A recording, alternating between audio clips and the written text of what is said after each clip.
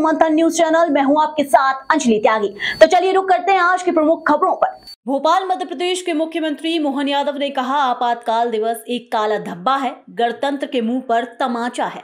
कांग्रेस ने 1975 में 25-26 जून की रात को आज ही के दिन आपातकाल का ये कलंक लगाया था। इंदिरा गांधी ने कोर्ट के फैसले के बाद ऐसा किया था। कांग्रेस अपने निजी फायदे के लिए कभी कानून व्यवस्था या नियमों का पालन नहीं करती। आज ग्वालियर में कांग्रेस के साथी बाबा साहब अम्बेडकर के लिए घड़ियाली आंसू बहा रहे हैं। बेहतर होगा कि वे कांग्रेस के पिछले पापों के लिए माफी मांगे। पर तमाचा कांग्रेस ने आज ही के दिन 1975 में 25 और 26 की रात ये जो कलंक लगाया था, इंदिरा गांधी जी ने अपने चुनाव हारने के बाद कोर्ट के द्वारा दिए गए निर्णय के परिप्रेक्ष्य में, चूंकि कोर्ट ने उनके चुनाव को अयोग्य बताते हुए राजनारायण जी को विजयी श्री देने का निर्णय सुनाया था। लेकिन जैसा कि होता आया, कांग्रेस हमेशा अपने व्यक्तिगत स्वार्थ के लिए कानून, संविधान, व्यवस्था, किसी नियम को नहीं पालन करती है।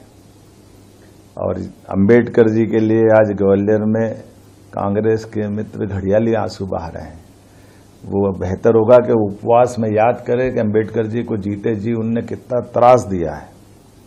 अंबेडकर जी को जीते जी जिस संविधान निर्माता ने संविधान बनाया, उसको उस निर्वाचन की प्रक्रिया से उस पार्लियामेंट में भी नहीं जाने देने का पाप अगर किसी के सिर पे है तो कांग्रेस के सिर पे है। कांग्रेस ने उनको एक भी चुनाव जीतने नहीं दिया।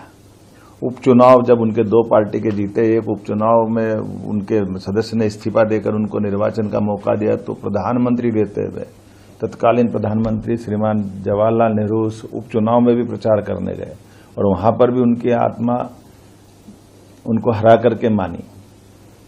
दुर्भाग्य के साथ कहना पड़ेगा, वो जीते जी उनको जितना कष्ट दिया, मरने के बाद भी, उनके शरीर छूटने के बाद, एक ऐसे महान अंबेडकर जी जिनने अपने जीवन के सभी पक्षों से समता आधारित समाज, संविधान, कितना योगदान दिया, लेकिन उनको देहावसान के बाद दिल्ली में उनके अंतिम संस्कार का भी मौका नहीं दिया है। मजबूरी में उनकी उस मृत शरीर को लेकर के हवाई जहाज से बंबई जाना पड़ा और उससे बढ़कर के कांग्रेस के लोगों ने अन्याय करते हुए उस विमान के किराए का वसूली भी उनकी पत्नी से की। कल्पना कर सकते कि कांग्रेस कहां तक नीचे जा सकती। जीते जी उनको काम नहीं करने देती है, जीते जी उनके कष्ट बढ़ाती है, हारने के मजबूर करती है, शरीर छूटने के बाद जलाने का मौका नहीं देती है। जिस विमान से ले जाते हैं उस विमान का किराया उनकी पत्नी से वसूल करती। तो आज का दिन अच्छा है, ग्वालियर में कांग्रेसी मित्र उपवास कर रहे हैं। बेहतर होगा कि वो अपने उस कांग्रेस के अतीत के पापों की क्षमा प्रार्थना करें। और ये जो पूरा घटनाक्रम अंबेडकर जी के प्रतिमा को लेकर के ये पूरा संकट खड़ा किसने खड़ा किया? कांग्रेस ने पहले विरोध किया और कांग्रेस ही आज बजाय ये कोर्ट में, हाई कोर्ट के चीफ जस्टिस की कमेटी के पास जाए, उनसे वहां निवेदन करे कि हाँ आप जल्दी निराकरण करो, हमारा पक्ष सुनो, लेकिन बजाय वहां करने के वोट की राजनीति करने, ग्वालियर में जनता को मूर्ख बनाने आए।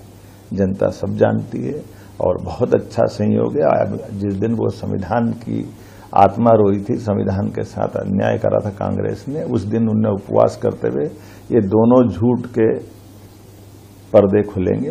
अंबेडकर जी के साथ उनके द्वारा किया गया अन्याय और संविधान के साथ, संविधान में संशोधन 42वां और 39वां, जिसके आधार पर इंदिरा गांधी जी ने अपने आप को प्रधानमंत्री पद को सभी न्यायालयीन कार्रवाई से ऊपर मान लिया था। ऐसा तो कभी हुआ ही नहीं, जिसको सहायोग कमीशन ने बाद में सिद्ध किया कि हाँ ये गलत हुआ है 1978 में, कि आपातकाल भी गलत था और ये संविधान का संशोधन ही गलत है। इससे बढ़कर क्या होगा? तो बेहतर होगा कांग्रेस अपनी आत्मा के अंदर टटोले और लोकतंत्र की भावना को जाने। जनता इसीलिए उनको घर बिठाती है और ऐसी हरकतों से और जनता की निगाह में वो नीचे गिर रहे हैं। खबरों में अब तक के लिए बस इतना ही। फिर होगी आपसे मुलाकात ऐसी बड़ी और खास खबरों के लिए बने रहे जनतंत्र मंथन न्यूज चैनल के साथ। धन्यवाद।